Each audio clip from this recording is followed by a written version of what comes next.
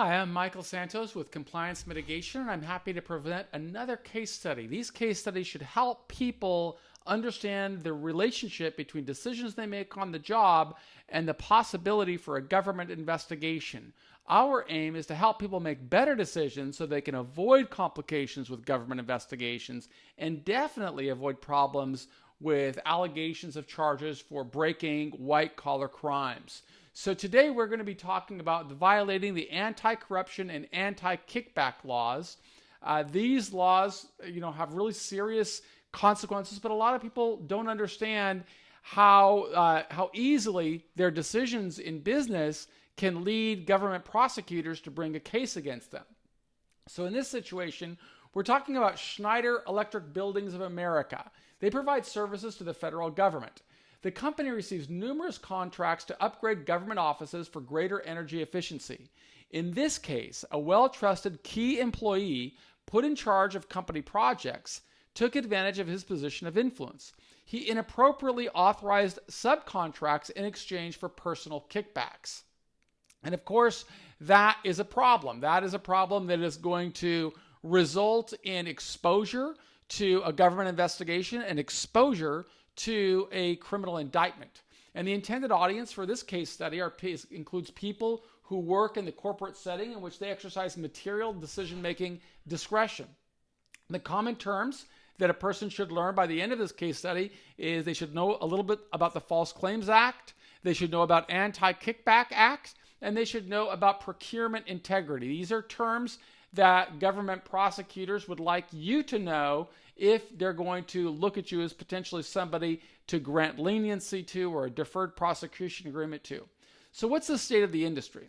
Well, when the government issues a contract to deliver a product or a service, specific agencies are going to monitor performance.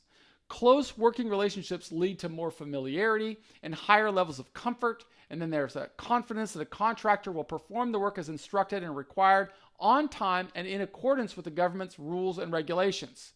Each government agency has its own enforcement division. In addition, the Office of Inspector General polices the various agencies themselves. Schneider Electric performed work for numerous government agencies. They included the Department of the Navy, the General Services Administration, Department of Agriculture, and the Office of Veterans Affairs. Investigators within those agencies are incentivized to minimize waste and to catch fraudulent conduct, such as that set forth in this case study. So it's important to remember that. If you're in business, you are going to be incentivized for generating profits or providing value to the customer, but with the government, they are going to be looking for something else. They distinguish themselves and elevate their careers by catching people who they allege are doing wrong. And when that happens, just a parade of horribles follows. So it's important to learn about that and do something to minimize exposure. So here's the background and analysis. Schneider Electric Buildings Americas, founded in November of 1988, and they are located in Carrollton, Texas. They offer a wide range of energy management services.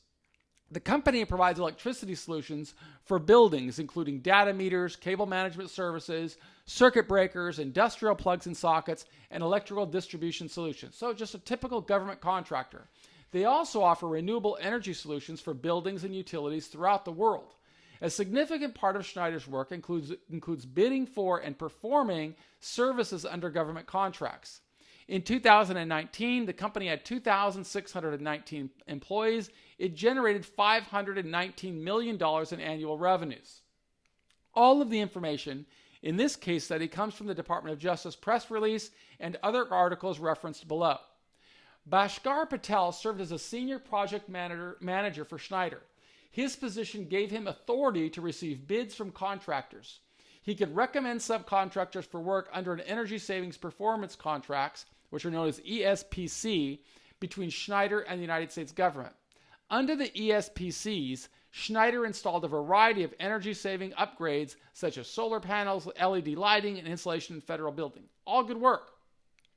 Schneider authorized and directed Patel to negotiate change orders, price changes, and manage subcontractors in general.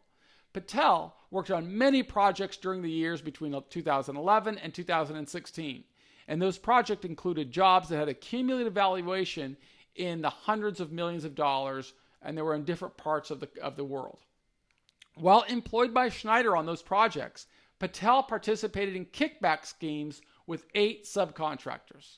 Although characterized as gratuities, officials concluded that those bribes totaled more than $2.5 million.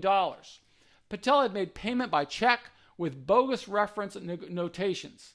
In an effort to hide the payments, Patel's adult children participated by receiving checks or deposits. The subcontractors paid gratuities in exchange for favorable treatment by Schneider, including selection for additional contracts. Patel disguised payments by spreading them across unrelated pricing components. Patel's scheme came to light when law enforcement learned that he altered and falsified a bid document by a Vermont subcontractor that bid for work on an energy savings project in White River Junction, Virginia, back in 2016. Of course, that would have launched a government investigation. Government prosecutors had many tools at their disposal, and from general laws highlighting fraud to more specific statutes pertaining to anti-corruption and anti-kickback laws, they broadly utilized those laws when prosecuting actions against offending individuals. Companies too fall prey to those laws, while with management and shareholders left financially and sometimes criminally responsible for the actions of the offending employees. A grand jury indicted Patel, and he pleaded guilty in 2018. He agreed to forfeit more than $2.5 million. He gave up his car, his jewelry, his cash, and even a timeshare property in Hilton Head, South Carolina, in order to complete the plea agreement. The plea agreement resulted in a sentence of probation rather than prison, suggesting that Patel likely provided cooperation that led to the prosecution of others. Now, in our program Compliance 101, we really explain these different concepts of a grand jury and about how people cooperate to get lower sentences. But that's what expands the web of these government investigations. Now, for example, in this case, David Weichel, who was a government contractor, found himself in the crosshairs of an indictment himself. Authorities charged Weichel with the crime and that he had paid more than $200,000 in kickbacks to Patel back in 2014. Patel kicked back $85,000 of the $200,000 that Weichel paid him. And a judge sentenced Weichel to 18 months in prison and 3 years of supervised release. Other contractors that colluded with Patel faced judicial problems. In exchange for cooperation with the government, Schneider paid $11 million in penalties and forfeitures. It received a partial non-prosecution agreement related to improperly charged design costs uncovered during the investigation. The settlement, however, required Schneider to admit violating the Anti-Kickback Act and suffered the consequential reputational damage. Schneider, moreover, remains subject to continued bureaucratic interference. It agreed to participate in a 3-year probationary period. So the agreement requires Schneider to report any fraud that it discovers. And the following link there provides a copy of Schneider's invasive ongoing compliance requirements. According to the investigator, fraud is not a victimless crime. It steals money from American taxpayers, damages the integrity of the Department of the Navy procurement process. It degrades the readiness of the warfighter by compromising the quality of goods and services used to protect the nation, and it squanders more money in the funding of criminal investigations, which could have been avoided simply by individuals doing the right thing. Here's our recommendation. We recommend that company leaders offer training to all team members on the consequences of white-collar crime. People should know how government investigations begin and how easily decisions on the job can lead to investigations. A person should understand how business decisions leave a paper trail. Although a person may believe that surreptitious acts like depositing proceeds from a kickback into the account of an innocent person may shield them from prosecution, once an investigation begins, people go into self-preservation mode. They begin to cooperate with authorities, widening the investigation, and by teaching how easily the fallout spreads, companies can lower their exposure to white-collar crimes. Building a solid compliance program that addresses corporate risk can shield against or at least mitigate government action in the face of a violation. Now, as I just read this document, I realized that we really didn't cover sufficiently these common terms of the Anti-Kickback Act and the False Claims Act. So what happens here is that the government incentivizes people when they find something wrong, they will pay them to report it. And in this case, you remember, we heard that the government discovered about this because a subcontractor in Vermont realized that it didn't get a job, and so it said, hey, somebody switched our bid, and that's what launched the investigation, it's very likely that in exchange for turning in Patel and all of the others, this guy got a reward, because the government rewards people who turn fraud in. And so that's what gets this thing started. Then look at what happened with Patel. Patel gets caught, and then he turns on Wakal, and I'm sure many others. That's why he avoided going to prison, because the government only finds out about these acts when somebody turns them in.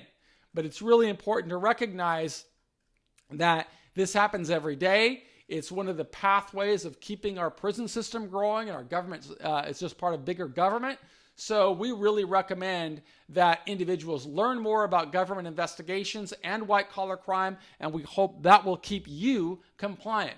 Our team knows a lot about it because all of us have gone through government investigations and all of us have served time in federal prison.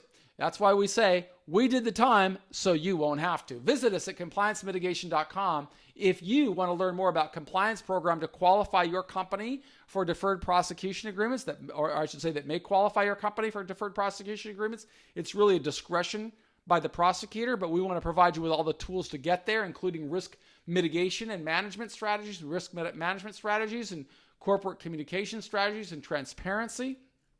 But if you got any challenges at all, give us a call. We're here to help. Thank you very much.